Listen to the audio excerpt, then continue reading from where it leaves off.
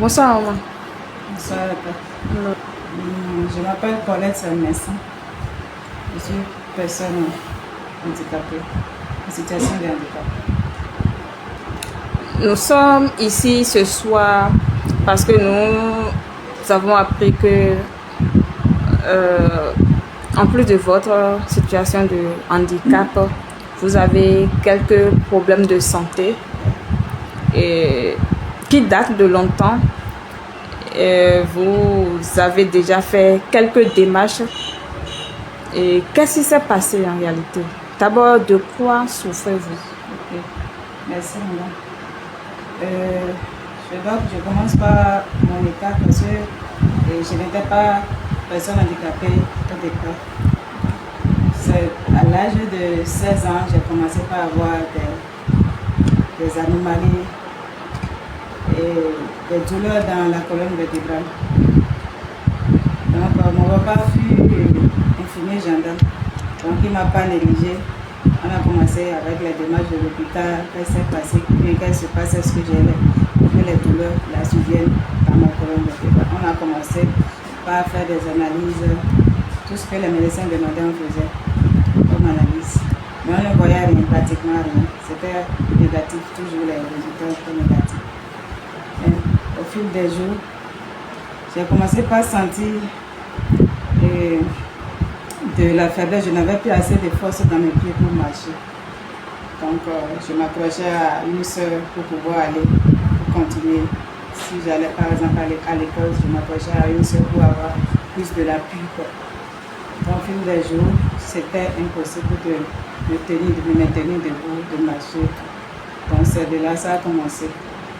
Tout ça, c'est que totalement j'ai perdu l'usage de mes membres inférieurs. Mais quand on a commencé avec l'hôpital, il s'est fait qu'ils m'ont dit que c'est une tuberculose osseuse. Donc, je n'ai jamais entendu ça. Tu sais, souvent j'entends la tuberculose de l'autre côté à Nazareth, tout ça. Mais tuberculose osseuse, je ne sais pas. On ne sait pas trop de quoi ça y est. Et le spécialiste disait que c'était le mal de Pott. Mal de Pott, c'est son explication, la tuberculose osseuse. Donc, qu'est-ce qu'il faut faire? Il n'y a pas de remède, tout ça. On essayait de me mettre sur des antibiotiques, des antidouleurs, mais ça ne répondait pas. On m'a fait suivre le traitement que suivaient ceux-là qui ont des tuberculoses, la toux, la tuberculose de la toux. On m'a fait suivre le traitement, mais rien. Ça évoluait toujours. Tout ça, c'est que je perds complètement l'usage de mon membre inférieur. Avant ça, je disais qu'il y avait toujours de la douleur dans ma colonne vertébrale. Tellement de douleur que, je sais pas, je ne peux l'expliquer. Mais le médecin m'a prescrit rigoureusement ça. Il a refusé à ce que j'aille toujours à béquille, tout ça, de rester mobile dans une chaise. C'est ça, j'ai subi depuis tout ce temps. À un moment donné, j'ai été évacuée aussi en France pour voir plus ce qui se passe. Mais il s'est fait que ça s'agissait d'une tumeur qui est dans mon rachis, une tumeur rachitienne, et qu'on ne peut toucher parce que c'est déjà localisé et ça prend de volume chaque jour.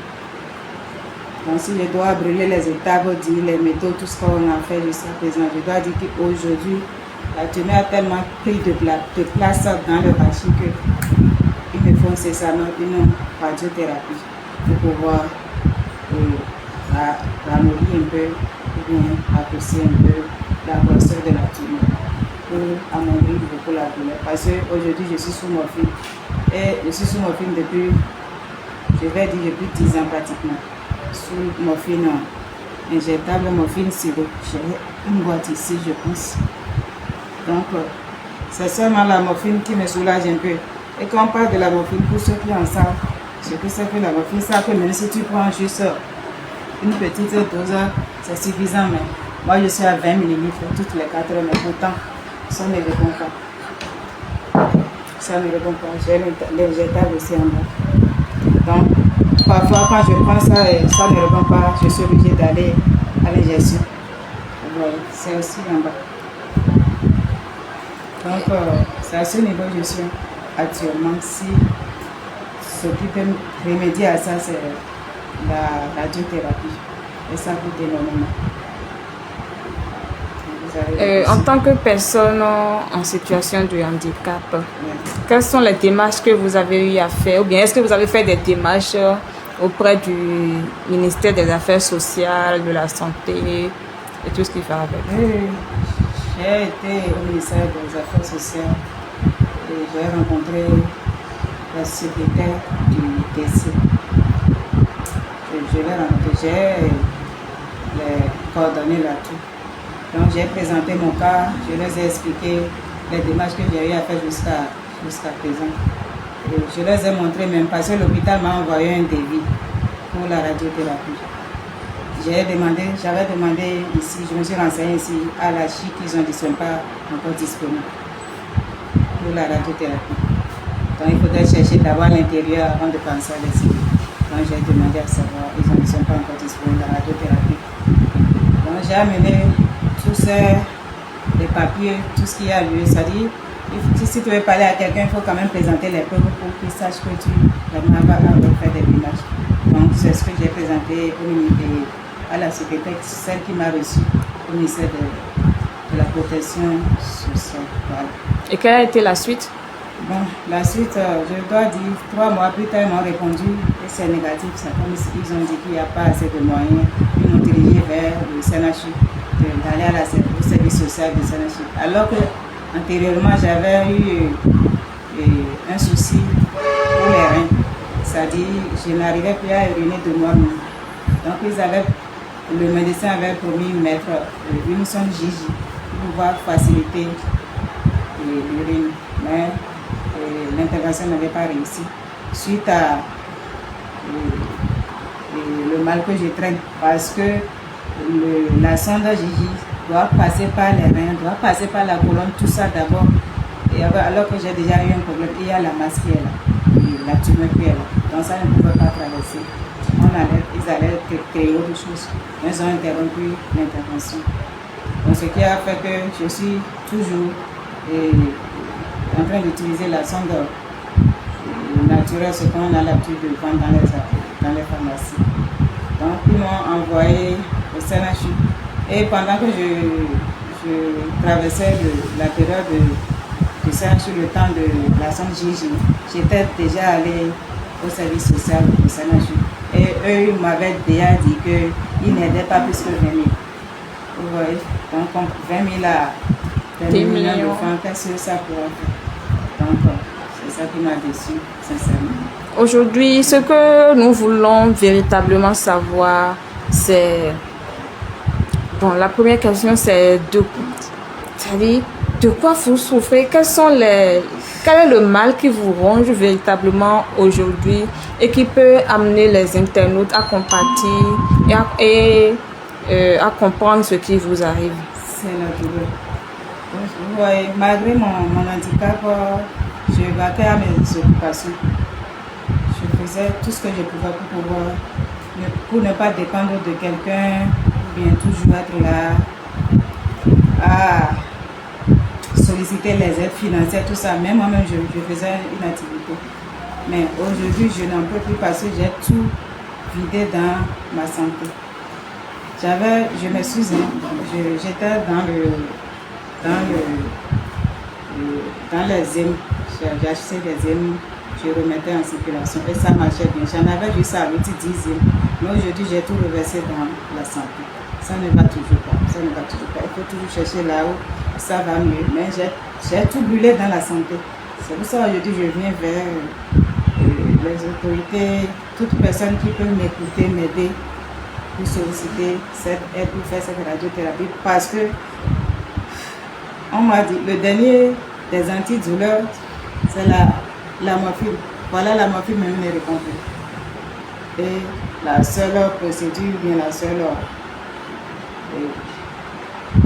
solution pour pouvoir pallier un peu à cette douleur, c'est la radiothérapie. C'est pour cela que je sollicite les uns les autres, les aides pour m'aider. Et vous avez même frôlé un AVC récemment? Oui, le 1er au 3 janvier. Parce que au même moment, suite à la douleur intense que j'ai, et ça fait monter souvent ma tension. Et mon cardiologue m'avait déjà dit que c'est une tension secondaire, que c'est dû à la douleur intense que j'ai. Une douleur que même les petits antidouleurs ne peuvent maîtriser. Et quand je vous dis la morphine, pour ceux qui en savent, la morphine c'est un antidouleur vraiment. Dans le monde entier, ça fait fort, mais pourtant ça ne maîtrise pas mal. Donc je suis là tout le temps à contenir cette douleur, à essayer de faire, je sais pas. Quel appel avez-vous à lancer? Lancer un appel. Un appel, ce que j'ai à dire.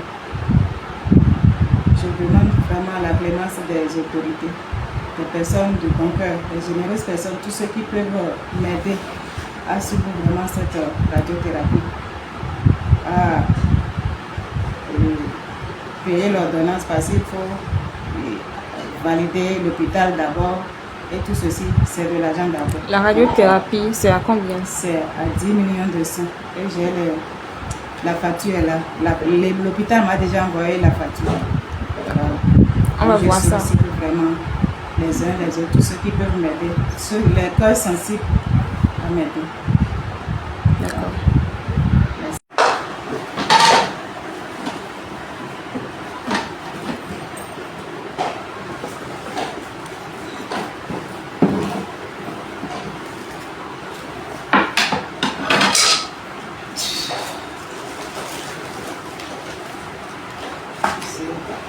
Ok. Ça.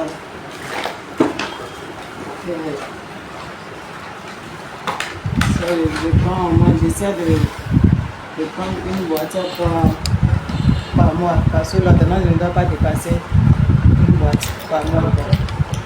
Et en ce combien? Pardon? Par jour, c'est Par combien? jour, vous pouvez combien? Non, Ou bien ça dépend de... Ça dépend de... Si ça ne répond pas, ça me mène vers l'injectage. Okay. Et pour la morphine sirop, et je passe à toutes les 4, 20 ml toutes les 4. Et si jamais vous ne prenez pas, qu'est-ce qui va se passer? C'est quand ça ne prend pas que je mets l'injectable. Et je ne dois pas dépendre de l'injectable comme ça. C'est pour ça que j'essaie de me prendre Okay. Et si vous ne prenez pas? Il y a des jours où vous n'en prenez pas? Non, non, pas des jours. Je ne peux même pas rester sans penser ça quand les 4 heures passent. Qu'est-ce qui va se passer? En fait, je ne peux décrire cette douleur. Et je suis irritée. C'est comme si c'est une folle, quoi. Folle de douleur, j'allais dire. Parce que tu ne peux même pas rester à côté. Je ne peux même pas parler, discuter avec toi. La douleur est tellement. Je suis là en train de parler, mais la colonne vertébrale là, mais tu ne peux même pas me toucher. C'est comme si je suis habituée. Voilà, on ne s'habitue jamais à une douleur.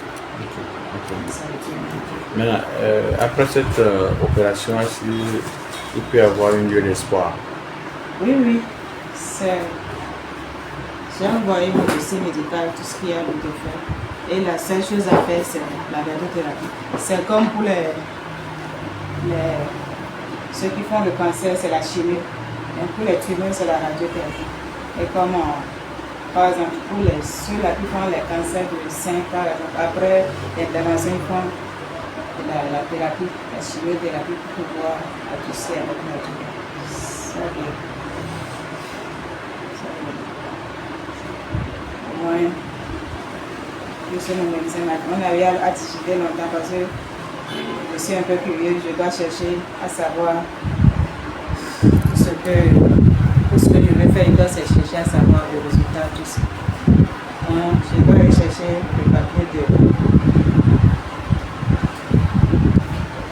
Je vais sous.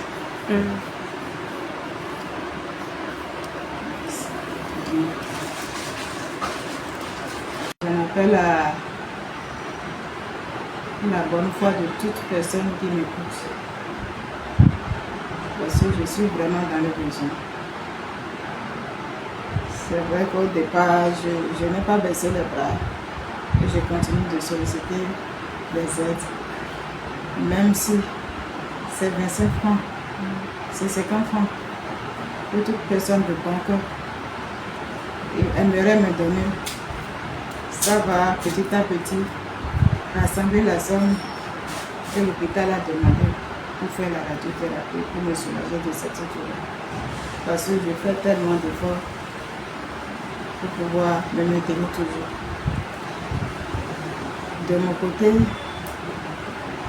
j'ai un papa déjà qui est allé à la retraite, qui n'a pas de grands moyens. Et j'avais entre-temps aussi des moyens pour m'en sortir quotidiennement, mais depuis qu'ils ont volé mon tissu, parce que j'ai acheté un tricycle à mettre en circulation avec une moto Zinuja. Donc j'ai fait un prêt, j'étais dans un microfinance. J'ai fait un prêt pour pouvoir acheter le tricycle. Au bout de 2 semaines de contrat, ils ont volé la moto. Et j'ai dû rembourser tout ce que j'avais payé. Et tout ceci m'a vraiment affaibli. Je m'en souviens. On a eu les questions de santé. Et c'est difficile pour moi de m'en sortir. Difficile pour moi.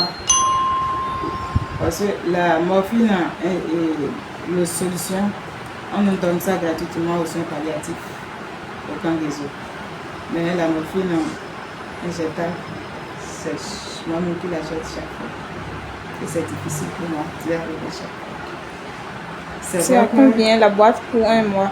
Oui, pour le mois, je prends ça pour évaluer les frais de transport de Lomé ici, tout ça. Ah, c'est même pas ici? Non, parce que souvent c'est en retour. Souvent c'est en retour. Et il y a un centre de cancérologie à Lomé. Et je garde mon ordonnance sur ça. Et j'envoie quelqu'un acheter. Les frais de transport déjà ajoutés. Entre temps, c'est à 24 000. Ajouter aux frais de transport, vous voyez. À chaque mois, je dois rassembler cette somme pour pouvoir l'avoir. C'est compliqué, c'est difficile. Pour toute personne de bonne volonté qui aimerait déjà vous rencontrer, ouais. Est-ce que c'est possible qu'ils viennent vous voir, voir comment vous allez? Bien sûr.